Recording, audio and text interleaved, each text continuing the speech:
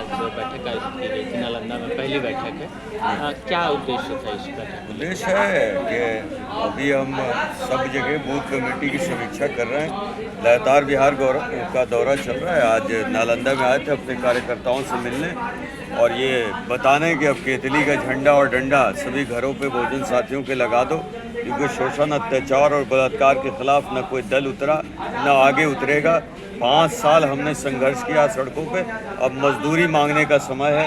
तो बहुजन समाज के एक एक व्यक्ति के घर पे जाओ और मजदूरी के नाम पर केतली को मोहर लगाने की अपील करें, कि ताकि जो संसाधन विहीन समाज है वो सत्ता परिवर्तन से नहीं होगा, व्यवस्था परिवर्तन से आएगा। और व्यवस्था परिवर्तन करने की शक्ति अगर कोई रखता है तो वो भीम आर्मी और आज़ाद समाज पार्टी और उनके लोग रखते हैं। सर, आज़ाद समाज पार्टी के द्वारा क्या लगता है कि इस बार यानी किसी पार्टी से गठबंधन करेगी या खुद अपने दम पे चुनाव बिहार में लड़ेगी? गठबंधन तो हम पहले ही कर चुके हैं और 2020 से ही वो गठबंधन चल रहा है। वो गठबंधन शोषित, वंचित, मजदूर, किसान, जो छात्र, युवा है, महिलाएं हैं, उन सबका गठबंधन लेकर हम सबको पर आ रहे हैं। तो यानी क्या माना जाए कि आज़ाद समाज पार्टी जो है इस बार चुनाव अकेले लड़ेगी अपने दम पे या नहीं, मैं अकेले तो कभी हम है ही नहीं। हम तो कह रहे हैं पूरे बहुजन समाज हमारे साथ है।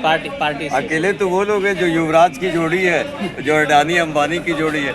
दो लोग मिलकर अगर सरकार बनाने लगे तो लोकतंत्र की हत्या हो जाएगी। सर, क्या नाम है? जौहर आज़ाद, कार्यकर्ता आज़ाद समाज पार्टी। आज नज़रअंदाज करने के 3 कारण हैं। पहला कारण कि वो दलित समाज को अपनी बराबरी में नहीं देखते। दूसरा कारण ये है कि वो नहीं चाहते कि उन्हें शोषित, वंचित की ऐसी मुखर आवाज़ मिले जो इनके लिए मजबूर कर दे कि इनके लिए सोचना पड़े। प्राइवेट ठेकों में जैसे हमारा जो है वो सत्ता परिवर्तन के लिए काम तो नहीं करते। हम सामाजिक परिवर्तन के लोग हैं और सत्ता परिवर्तन से सामाजिक परिवर्तन को गति देने के लिए आए। ऐसे में अगर प्राइवेट ठेकेदारी में दलितों का आरक्षण की मांग है, क्या तेजस्वी यादव उसके लिए तैयार होंगे? क्योंकि बालू माफियाओं की फंडिंग से चुनाव लड़ा जाएगा। एक तरफ दारू की फंडिंग से लड़ाई होगी, एक तरफ बालू की फंडिंग से लड़ाई होगी। तो इन लोगों की लड़ाई आप सोचिए कि अगर तेजस्वी यादव जी मुख्यमंत्री बनना या अपनी पार्टी को सरकार में लाना चाहते तो दलितों को साथ करते। लेकिन कौन सा गठबंधन अंदर में है, कौन सा एग्रीमेंट अंदर में है, यह एग्रीमेंट का जवाब जनता। अब सत्ता विपक्ष दोनों पर हमलावर है, तो फिर आज़ाद समाज पार्टी किधर? लेफ्ट न राइट, स्ट्रेट फॉरवर्ड, सीधा लड़ाई लड़ेगी। बिहार की जनता डिसाइड कर चुकी है कि एक तरफ इंडिया है तो दूसरी तरफ इंडिया है। नहीं, एक तरफ अडानी अंबानी और दूसरी तरफ युवराज है और तीसरी तरफ हम हैं, शोषित, वंचित, मजदूर। बिना गठबंधन के चुनाव लड़ेंगे या फिर रीजनल पार्टियों के साथ गठबंधन होगा? गठबंधन एक हमारी जो शर्त है, जो मांगे क्या क्या है, आप सब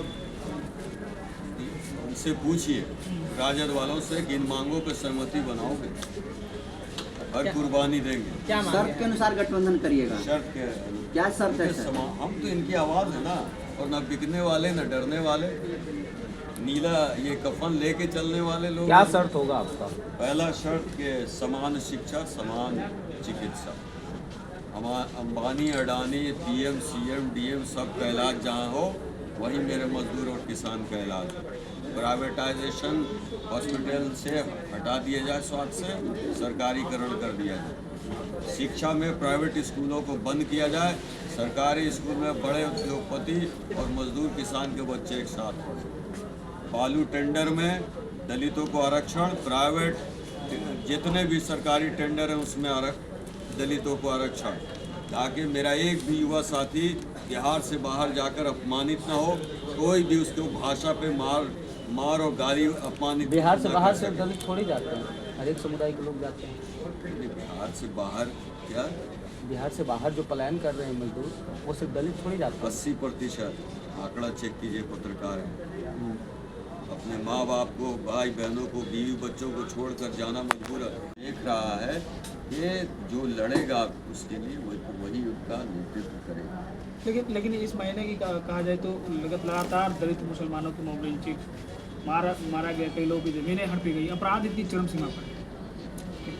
अपराध की प्रकाष्ठा जो है, जंगल राज नीतीश ने दिया, नीतीश कुमार जी ने जंगल राज का, और राक्षस राज खुद को नहीं कह सकते।